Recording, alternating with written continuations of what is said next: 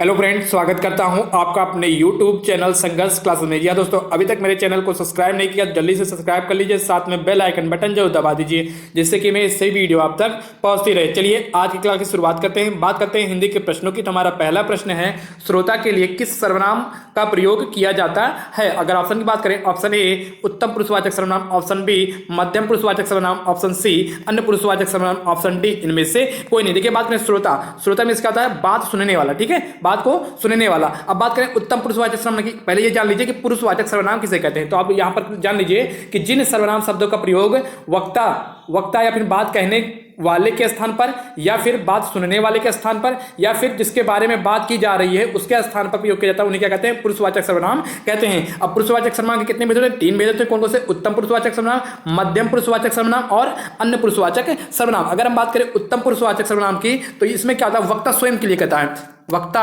स्वयं के लिए प्रयोग करता है अपने लिए। जब सर्वनाम का प्रयोग किया जाता है तो वहां पर क्या होता है? उत्तम पुरुषवाचक सर्वनाम होता है। मध्यम पुरुषवाचक की सर्वनाम की बात करें तो यहां पर इस पुरुषवाचक सर्वनाम का प्रयोग किसके लिए किया जाता है? श्रोता के लिए। किसके लिए? श्रोता के लिए किया जाता है, कि बात सुनने वाले के लिए, ठीक है। और अन्य पुरुषवाचक सर्वनाम का प्रयोग किसके लिए किया जाता है? किसी तीसरे व्यक्ति के लिए किया जाता है, ठीक है। तो यहां पर देखिए, श्रोता के लिए, श्रोता के लिए किसका प्रयोग किया जाता है? तो यहां पर हमारा क्या हो जाएगा? मध्यम पुरुषवाचक सर्वनाम हो जाएगा। तो ऑप्शन भी हमारा यहां पर क्या हो जाएगा? Right answer. चलिए अगले प्रश्न चलते हैं। हमारा अगला प्रश्न है, झूठा सच किसका उपन्यास है? अगर ऑप्शन की बात करें, option A Dharmveer Bharati, option B Jaishankar Prasad, option C Yashpal, option D Mahadevi Verma. तो झूठा सच किसका उपन्यास है? तो यशपाल का है। तो ऑप्शन सी हमारे यहाँ पर क्या हो जाएगा? Right answer. चलिए अगले प्रश्न चलते हैं। हमारा अगला प्रश्न है, भारत भारती के रचयिता कौन है? अगर ऑप्शन की बात करें, option A Hazari Prasad Dwivedi, option B Ramchandra Shukla, option C Premchand, option D Maithili Sharan Gupt. देखिए, अब बात करें भारत भारती के रचयिता कौन है, तो ऑप्शन डी हमारा यहाँ पर क्या हो जाएगा? Right answer. मैथिली शरण गुप्त भारत भारती के रचयिता है। चलिए अगले प्रश्न चलते हैं। हमारा अगला प्रश्न है, वह नौकर नहीं आया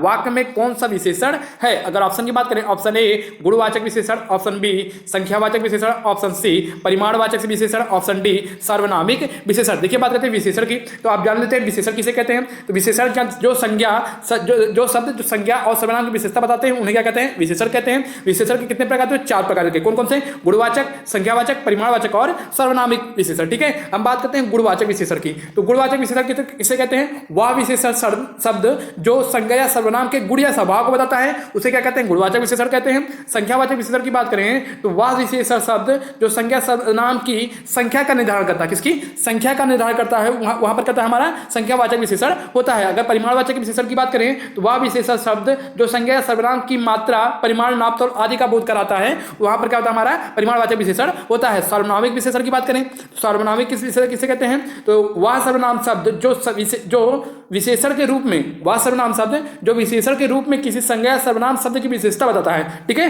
जो वह सर्वनाम शब्द जो शब्द होगा वो क्या होगा? सर्वनाम होगा। कैसा होगा? सर्वनाम होगा।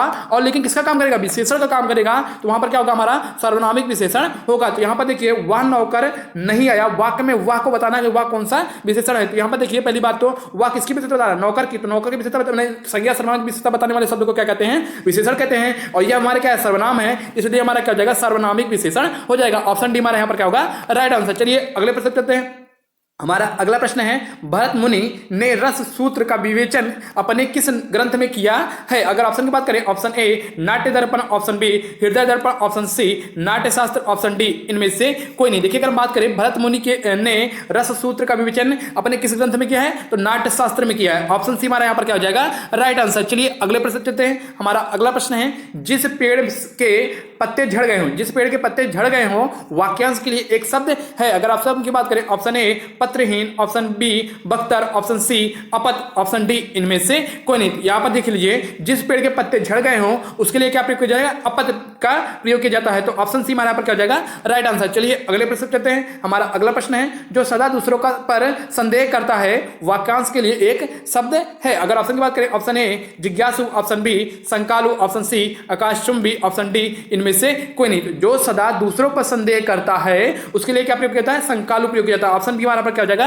Right answer. चलिए अगले प्रश्न करते हैं। हमारा अगला प्रश्न है, विनय पत्रिका की भाषा है। अगर ऑप्शन की बात करें, option A Awadhi, option B Maithili, option C Brajbhasha, option D Khadi Boli. तो विनय पत्रिका की अगर भाषा की बात की जाए तो विनय पत्रिका की कौन सी भाषा है, तो ब्रज भाषा है। ऑप्शन सी हमारा पर क्या हो जाएगा, राइट आंसर। चलिए अगले प्रश्न चलते हैं। हमारा अगला प्रश्न है निम्नलिखित में से शुद्ध शब्द है। अगर ऑप्शन की बात करें, ऑप्शन ए मनोज्ञ, ऑप्शन सी बी मेहनत, ऑप्शन सी संन्यास, ऑप्शन डी संचार। देखिए बात करें ऑप्शन ए, तो ये क्या हमारा अशुद्ध रूप है, इसको कैसे लिखा जाएगा, मनोज्ञ। तो क्या हो जाएगा, मनोज्ञ, ठीक है, ज्ञात से ज्ञानी वाला, ठीक है। तो यहाँ पर क्या हो जाएगा, मेहनत का क्या होता है, मेहनत होता है, क्या होता है, मेहनत होता है। अगर हम बात करें संन्यास की, तो संन्यास कैसे लिखा जाता है, संन्यास देखिए यहाँ पर संन्यास को कैसे लिखा जाता है, तो संन्यास हमारा यहाँ पर क्या होगा, एक बूंदी ऊपर होगा, क्या होगा, संन्यास हो जाएगा, ठीक है। अगर हम बात करें संचार हमारा शुद्ध रूप है, इसलिए यहाँ पर ऑप्शन डी हमारा क्या हो जाएगा, राइट आंसर। चलिए अगले प्रश्न पे चलते हैं। हमारा अगला प्रश्न है वानर का तद्भव रूप है। अगर ऑप्शन की बात करें, ऑप्शन ए बंदर, ऑप्शन बी बांदर, ऑप्शन सी बंदर, ऑप्शन डी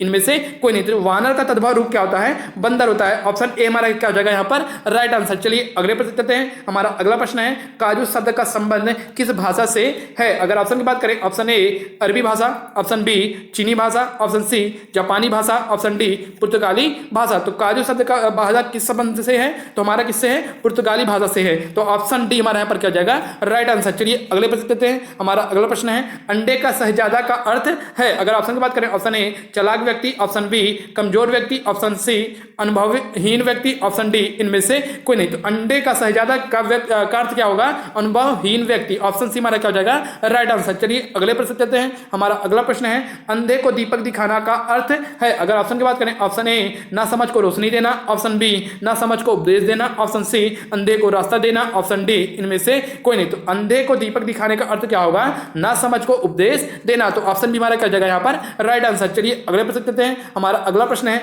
अथ का विलोम शब्द है। अगर ऑप्शन की बात करें, ऑप्शन ए परचून, ऑप्शन बी प्रलय, ऑप्शन सी वाचाल, ऑप्शन डी इति। तो अत का विलोम शब्द अगर कोई पूछे तो अत का विलोम शब्द क्या होता है, इति होता है। तो ऑप्शन डी हमारे यहाँ पर क्या हो जाएगा, राइट आंसर। चलिए अगले प्रश्न करते हैं। हमारा अगला प्रश्न है पक्षी, अंडज, प्राणी किसके अनेकार्थी शब्द है। अगर ऑप्शन की बात करें, ऑप्शन ए द्विज, ऑप्शन बी खर, ऑप्शन सी नाग, ऑप्शन डी अब्ज। तो यहाँ बात की पक्षी, अंडज और प्राणी ये तीनों किसके अनेकार्थी हैं, तो द्विज के हैं। तो ऑप्शन ए हमारे यहाँ पर क्या हो जाएगा, राइट आंसर। चलिए अगले प्रश्न करते हैं। हमारा अगला प्रश्न है पथभ्रष्ट में कौन सा समास है। ऑप्शन अगर ऑप्शन की बात करें, ऑप्शन ए कर्म तत्पुरुष समास, ऑप्शन बी अपादान तत्पुरुष समास, ऑप्शन सी संप्रदान तत्पुरुष समास, ऑप्शन डी अधिकरण तत्पुरुष समास। देखिए यहाँ पर बता दिया है कि यहाँ पर कौन सा, देखिए तत्पुरुष समास होगा, यहाँ पर कौन सा होगा, तत्पुरुष समास होगा। लेकिन इसे पूछा है तत्पुरुष में कौन सा है, करण है कि अपादान है, संप्रदान है कि अधिकरण है। देखिए अगर हम पथभ्रष्ट का क्या करें, समास विग्रह करें तो क्या हो जाएगा, पथ से भ्रष्ट, क्या हो जाएगा, पथ से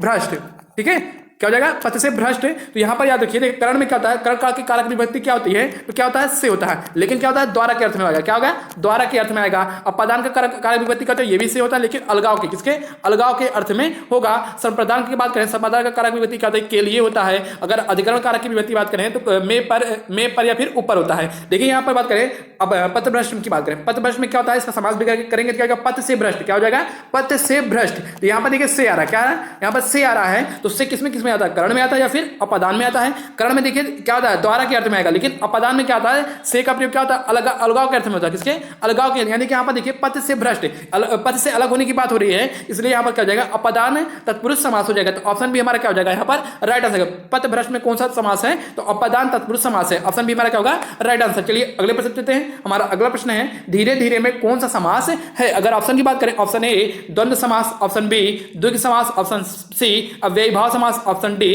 तत्पुरुष समास। देखिए बात करें धीरे धीरे में कौन सा समास है, तो देखिए द्वंद्व समास में रहता है, बीच में क्या आएगा, योजक चिन्ह आएगा, ठीक है। लेकिन जब योजक चिन्ह आएगा तो दोनों शब्द सेम नहीं होने चाहिए। यहाँ पर क्या, दोनों शब्द सेम है, धीरे धीरे, ठीक है। अगर योजक चिन्ह आ रहा है और बीच में क्या, देखिए बीच में योजक चिन्ह आ रहा है और दोनों शब्द भिन्न भिन्न है, तो वहां पर क्या होगा, द्वंद्व समास होगा। लेकिन अगर योजक चिन्ह बीच में आ रहा है और दोनों शब्द समान है तो वहां पर अव्ययीभाव समास होगा। तो ऑप्शन सी हमारा यहाँ पर क्या हो जाएगा, राइट आंसर। अगले प्रश्न चलते हैं। हमारा अगला प्रश्न है पावक में कौन सी संधि है। अगर ऑप्शन की बात करें, ऑप्शन ए दीर्घ संधि, ऑप्शन बी गुण संधि, ऑप्शन सी वृद्धि संधि, ऑप्शन डी अयादि संधि। देखिए पावक की बात करें तो पावक का जब संधि विच्छेद करेंगे तो क्या हो जाएगा, पौ धन अक होगा, क्या होगा, पौ धन अक होगा।